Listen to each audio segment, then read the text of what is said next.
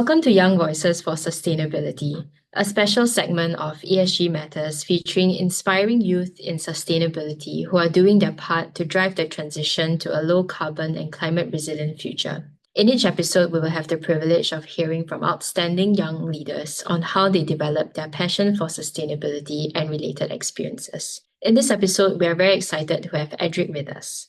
Hi, Edric. Thank you for joining us today. Can you give us an introduction to your background and interests and how you got started in your sustainability journey? Yeah, sure. Okay, so I'm Edric. I'm actually just a recent graduate from NUS Biomedical Engineering, and I'm also a co-founder for PlasticEVO. I wouldn't say that I was much of an environmentalist growing up.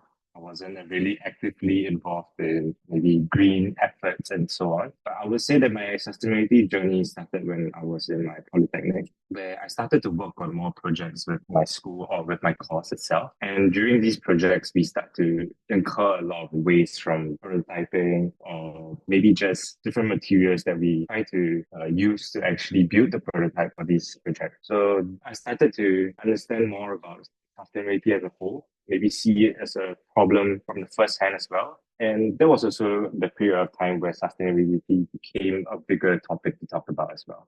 Being the co-founder of PlasticEVO, which I understand is a social enterprise focusing on implementing 3D printing to transform plastic waste into more valuable resources, can you elaborate on the work you do at PlasticEVO, what inspired it and its accomplishments?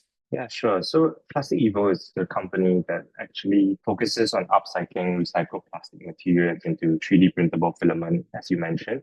So the plastic types that we work with includes PET1, which are commonly found in your plastic bottles, HDPE2 plastic, which is commonly found in your shampoo bottles or milk jugs, PP5 plastic, which are found in your takeaway containers. So the using the 3D printable filament that we gather from these materials, we are able to produce customized products that are 3D printed to be suited to our partners' needs. So some examples will include luggage tags with organizations' logos, or even game sets that are fully made out from recycled plastic materials. So we mainly work with companies as well as schools. For schools, we do a lot of workshops as well as recess booths, showcases for their students to be involved in recycling their plastic materials.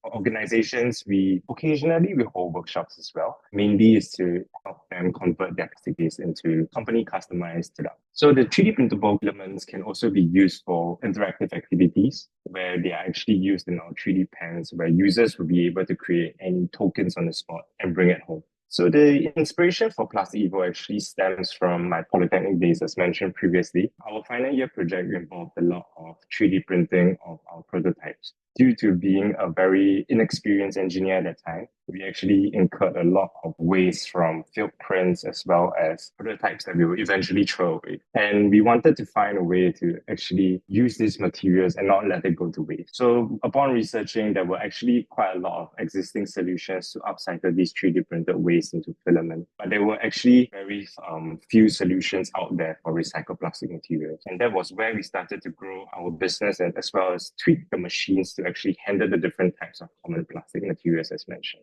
So, related to your project, you also led the project known as Plastic Recycling Story as part of the NEA Youth for Environmental Sustainability Leaders program. Can you share how that experience has been for you? So maybe I will start by giving a quick introduction as to what the plastic recycling story is about. So I'm actually privileged enough to be part of NUS Zero Waste Task Force team, which actively does amazing things. So one of their big criteria, right, to behavior reduce the contamination of these recycled plastic materials. However, one question that was really left unanswered or was back to be asked was now that we have done our part to recycle these plastic materials, what happens to it after it's been collected? So the project was inspired by the investigation that was done by Reuters a few years back to actually track what happens to running shoes that were meant to be recycled into playground parks. So they actually embedded an AirTag into the shoe and eventually tracked the AirTag to a second-hand shop in Indonesia. So we actually did the same, where we embedded these AirTags into our PET bottles as well as HDPE shampoo bottles. And in the end, there were three main concerns that was raised from our investigation process. So firstly, it took around 8 months for the plastic materials to end up in the appropriate recycling facility. Secondly, the journey that the plastic materials took actually amounted to more than around 350 km as it traveled from NUS all the way to Malacca.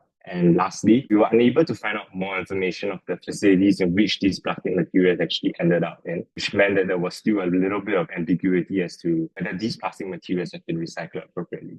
So NUS is actively coming up with solutions to combat this issue, where they are going to work with direct partners to make sure that their recycled plastic materials are being processed appropriately. So going back to the NEA YES Leaders Program, it is a program that is meant to provide youth with opportunities to take action for environmental sustainability. And NEA actually works with a lot of partners to develop and organize many programs that help youths like myself develop our environmental knowledge as well as skills, as well as support us in the process of piloting our projects on the ground and tackling real environmental challenges. So they actually brought us to many places such as the Tuas incineration plant as well as the Semarang landfill to show the scale of waste management, and also visited places like the Elba e-waste facility to highlight how Singapore tackles electronic waste. So eventually, these student-led projects were rolled out in the respective Institute of Higher Learning and were given a platform to actually showcase and discuss how their ideas and execution can be improved. So personally, I had a chance to speak at the Alta COP29, which was a remote alternative to COP, where members of the United Nations would convene, assess progress in dealing with climate change, and make a plan for climate action in the coming years. And at this event of the Alta COP29, I had the opportunity to speak to and interact with many environmental leaders in their respective fields, as well as to present my project that I did with NEA, as well as PlasticEVO. Thanks, Edric. Very interesting to hear how you followed the journey of recyclables all the way from NUS to Malacca. Based on statistics from the NEA, around 5% of plastics was recycled in 2023. What do you think is the main challenge for plastics recycling in Singapore, and how do you think this can be addressed?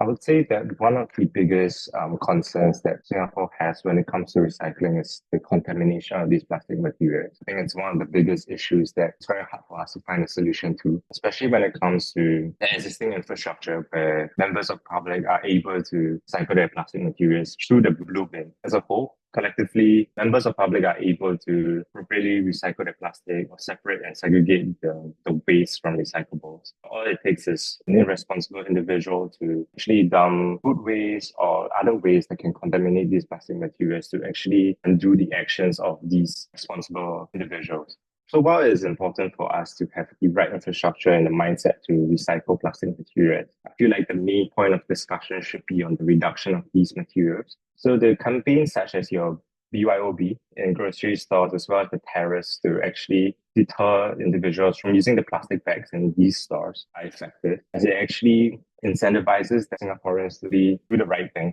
to move towards the right direction, or be more green essentially. I would say that the upcoming measures that are being taken, which includes the extended producer responsibility as well, where users will be inclined to bring their plastic bottles to a reverse vending machines to gain back the deposit that they paid for when they initially purchased their plastic materials, is also a good measure in place. As I would say that most of the campaigns in Singapore have been effective in the sense of education, but the infrastructure that we have in place is not sufficient to completely change the mindset as well as change the behavior of all citizens in Singapore. So we have to do something to actually alienate these responsible individuals from the irresponsible individuals, and such campaigns such as mentioned, the BYOB as well as the extended producer responsibility are able to effectively do so. Thanks, Edric, for sharing your thoughts. I hope this chat has allowed the audience to gain some insight into the work of PlasticEVO and the landscape of plastics recycling in Singapore, as well as some of the challenges faced. Thanks again. Thank you so much.